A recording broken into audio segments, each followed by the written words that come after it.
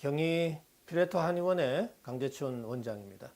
자, 오늘은 모낭곽화증에 대해서 설명드리겠습니다. 자, 모낭곽화증은 모공곽화증에 비해서 발생 빈도는 적지만 그래도 종종 환자분들이 내원하는 케이스가 있습니다.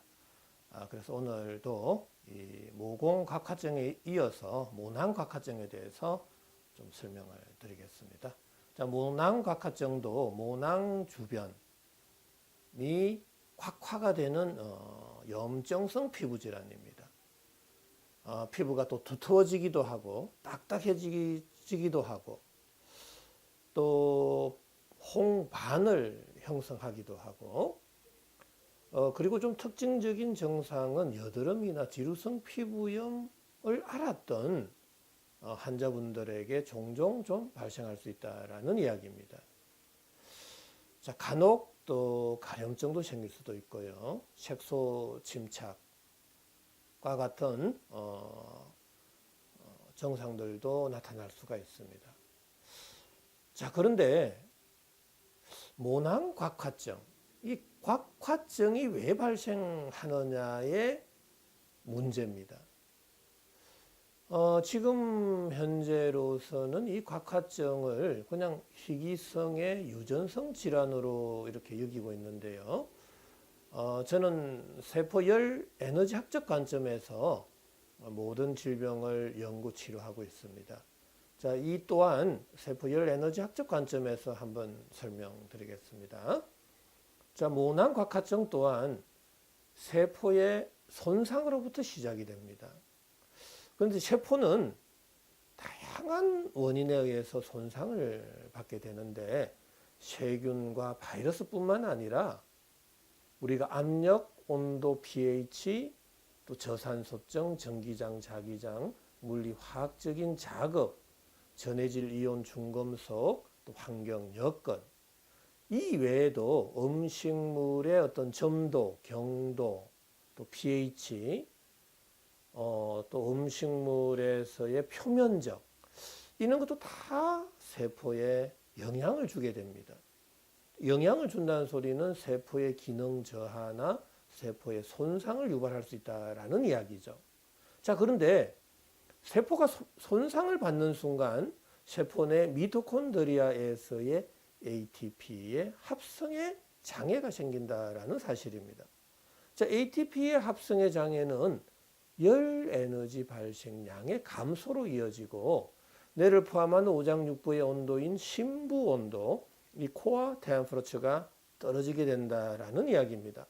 자, 심부 온도가 내려가는 순간 체온 조절 중추 시상 하부에서는 명령을 내리게 됩니다. 빨리 체열의 방출을 좀 줄여라라는 명령인데 그때 손발 끝에서부터 서서히 모공을 닫게 됩니다. 자, 모공이 닫힌 이후에 우리는 밥을 먹고 활동을 하고 다양한 업무를 하게 되는데 바로 그때 몸속에서는 열 에너지가 발생하겠죠. 자, 발생된 열이 이제는 좀 제한적으로 몸 밖으로 나갈 수밖에 없는 여건이라는 겁니다. 자, 모공은 닫혀져 있으니까 구멍, 관절, 마찰이 많은 쪽으로 열 에너지는 이렇게 쏠려서 방출이 되겠죠. 자, 그러면은 쏠린 부위로의 피부나 조직의 온도가 올라간다라는 사실이죠. 자, 피부의 온도가 올라가는 것이 바로 염증입니다. 자, 염증은 열 에너지가 쏠리는 과정 속에서 조직의 온도가 올라간 결과라는 겁니다.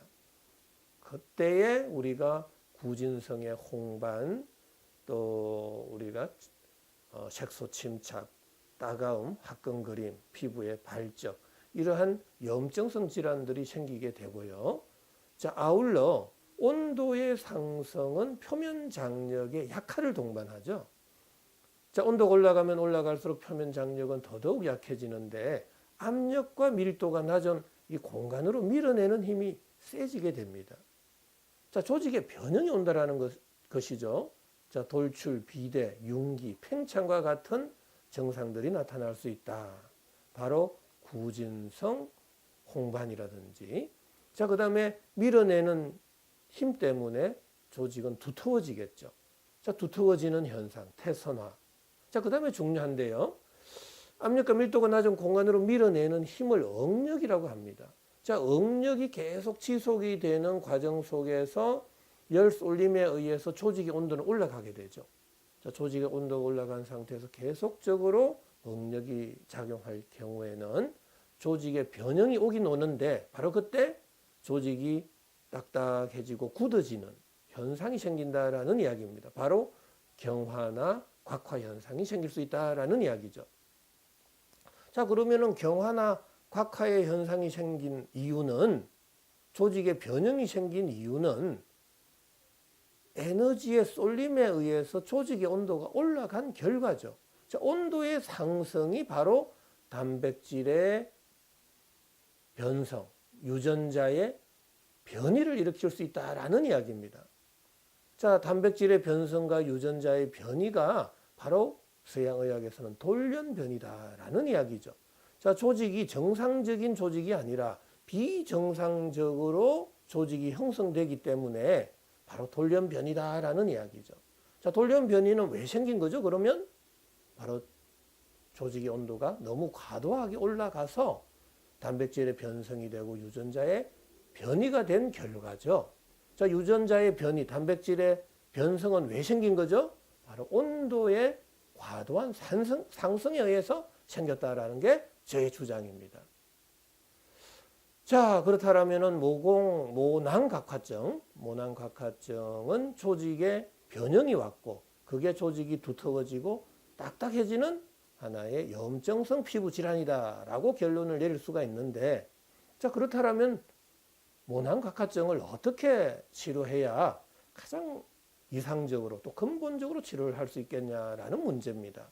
바로 저는 3대 치료 원칙을 제시하는데, 낮아져 있는 몸속 온도를 올려라, 또 높아져 있는 피부 온도는 낮춰라, 닫혀져 있는 모공은 열어라 라는 이야기입니다. 자, 이렇게 치료할 때만이 열 에너지가 어느 한쪽으로 열이 쏠리지 않고 심장에서 가까운 쪽으로 열이 팔, 다리로 분산이 되면서 전신으로 골고루 이렇게 열 에너지가 분산이 될 수 있다라는 이야기입니다. 자, 어느 한쪽으로 열이 안 쏠릴 때 피부 온도, 조직의 온도는 상승되지 않고 표면 장력은 강해질 겁니다.